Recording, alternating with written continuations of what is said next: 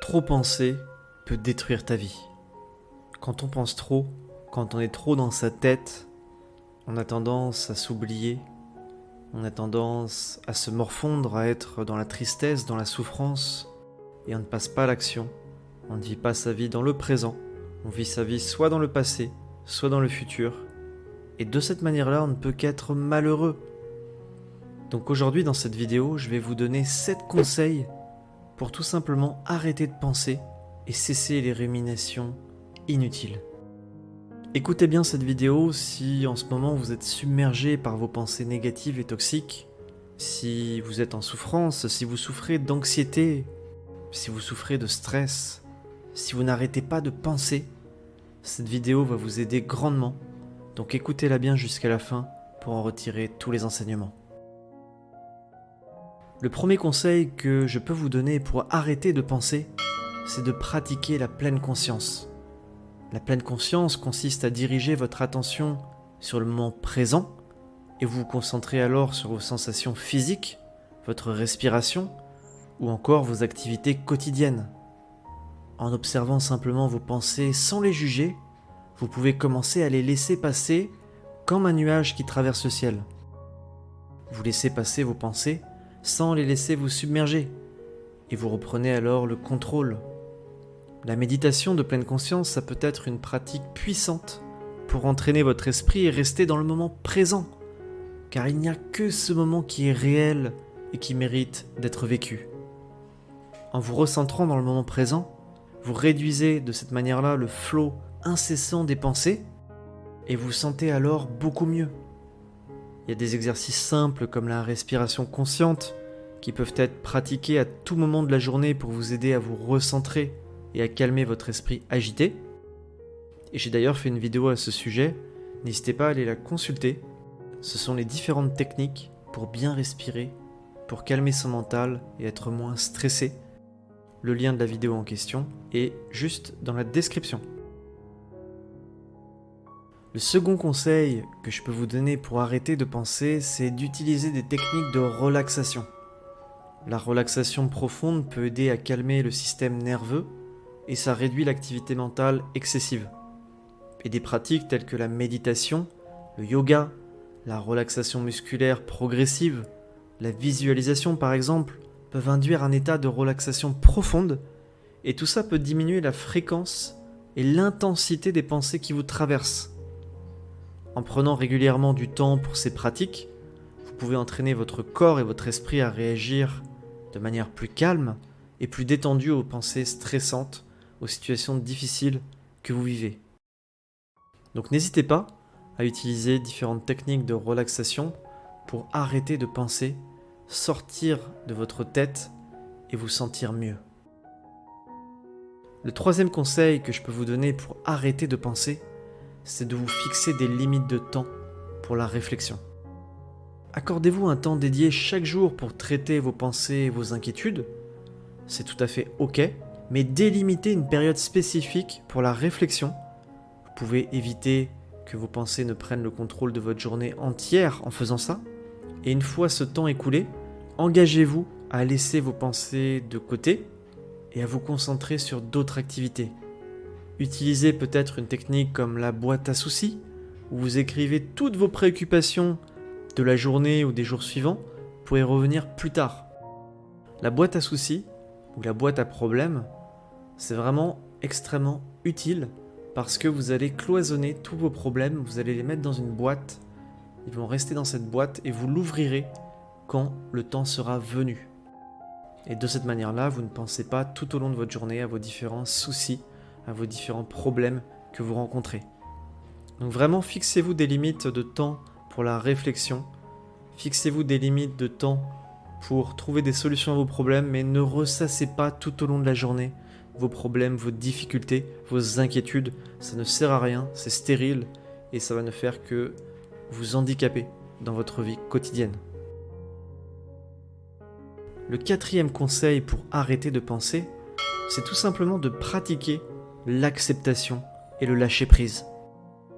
Apprenez à reconnaître et à accepter que certaines pensées sont incontrôlables. Lâchez prise sur le besoin de tout contrôler et de résoudre chaque pensée qui traverse votre esprit. En adoptant une attitude de lâcher prise envers les pensées négatives ou intrusives, vous pouvez alors réduire leur emprise sur vous et vous les laisser passer plus facilement. Le meilleur moyen de se libérer d'une pensée négative ou toxique, c'est de l'accepter et de la laisser passer comme un nuage qui traverse le ciel. Ensuite, occupez-vous avec des activités distrayantes. Impliquez-vous dans des activités qui captent votre attention et qui vous divertissent. Ça peut être la lecture d'un bon livre, la pratique d'un sport, une création artistique, écouter de la musique. Toutes ces activités peuvent vous aider à détourner votre esprit des pensées indésirables et vous allez vous immerger pleinement dans le moment présent. Vous allez vous sentir mieux et c'est grâce aux distractions que vous allez mettre votre esprit en off, que vous allez faire taire votre mental.